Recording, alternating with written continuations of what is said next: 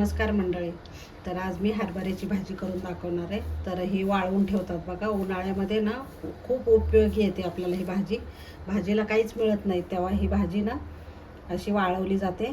हरभरा ह्याच्यामध्ये आंब असते ना, त्याचे ते छोटं छोटंच काढायला लागतं, ते तोडून काढायला लागतं छोटे छोटे आणि वाळवायची चांगली आणि अशी चुरायची भाजी ही. तर ही अक्काने दिलेली होती मला, कारण गावीच हे करतात भाजी, वाळवतात वगैरे. आणि त्याच्यापासून मी आता छान भाजी करणार आहे आणि खूप टेस्टी लागते. तर त्याच्यासाठी मी साहित्य घेते. लसूण घेतलेलं आहे बघा, मोठा मोठा आहे, 5-6 पाकळ्या. आणि कोथिंबीरच्या काड्या थोड्याशा घेतलेल्या आहेत आणि हिरव्या मिरच्या, हिरवी मिरचीतलीच मी करणार आहे. तर त्याच्यासाठी मी वाटून घेणार आहे मिरची. तर हे मसाल्याचं भांडं आहे, मी मसाला वाटला होता त्याच्यातच हे वाटणार आहे मी. हिरवी मिरची घालायची याच्यामध्ये आणि झटपट होती ही भाजी, जास्त वेळ पण लागत नाही आणि खायला तर खूप टेस्टी लागते त्याच्यामुळं. आणि ह्याला झाकण लावून थोडंसं आबडधोबड वाटून घ्यायचं, जास्त पण त्याला बारीक करायचं नाही आहे.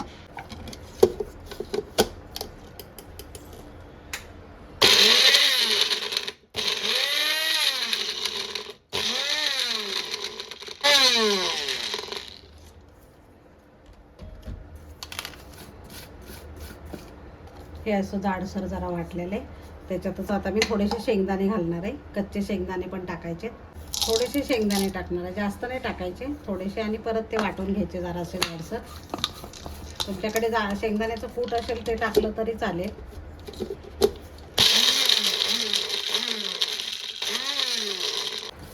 तर हे असं वाटून घेतलेलं आहे मी जाडसर. तर आता भाजीसाठी मीठ टाकायचं, झटपट होणारी भाजी, चवीप्रमाणे घालायचं मीठ. आणि ज्वारीचं पीठ टाकायचं थोडंसं, म्हणजे भाजी मिळून येते. त्याच्यात तुम्ही मिरची पावडर पण वापरू शकता, पण मिरची पावडरनी जास्त टेस्ट येत नाही, हिरव्या मिरचीचीच येते. त्याच्यामुळं हे असे मिक्स करून घ्यायची जराशी चुरून. हे बघा, तर अक्काने मला चुरून वगैरे दिलेली ती. वाळली की त्याला चुरून ठेवायची, म्हणजे वर्षभर आपल्याला उन्हाळ्यामध्ये ना अशा भाज्या करता येतात. तर आता गॅस पेटवते मी.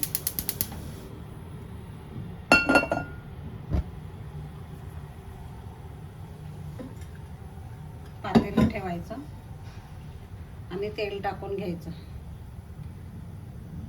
तेल थोडंसं जरा जास्त घालायचं, म्हणजे खूप छान होते भाजी. तुम्हाला कमी हवं असेल तर कमी पण घालू शकता तुम्ही. आता तेल तापलं की थोडीशी जिरे मोहरी टाकायची, कारण ह्या भाजीला ना मसाला पण जास्त लागत नाही आणि खूप टेस्टी लागते त्याच्यामुळं. आणि साधी एकदम भाकरी बरोबर, चपाती बरोबर, भाताबरोबर, कशाबरोबरही खाऊ शकता तुम्ही. थोडासा लसूण घालायचा आणखीन फोडणीत.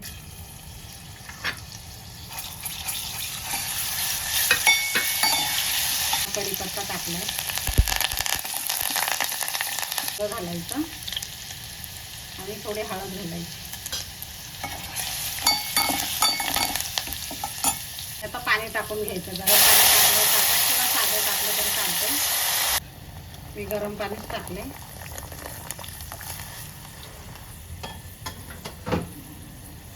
आता हे कूट टाकायचं, हे ठेचा केलेलं आहे ना आपण शेंगदाण्याचं कूट, आणि ते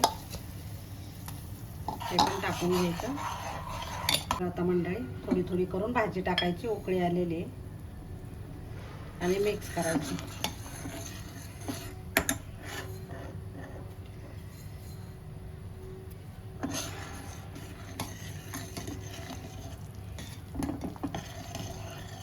गुठळे होऊ नये म्हणूनच ते थोडी थोडी टाकायची.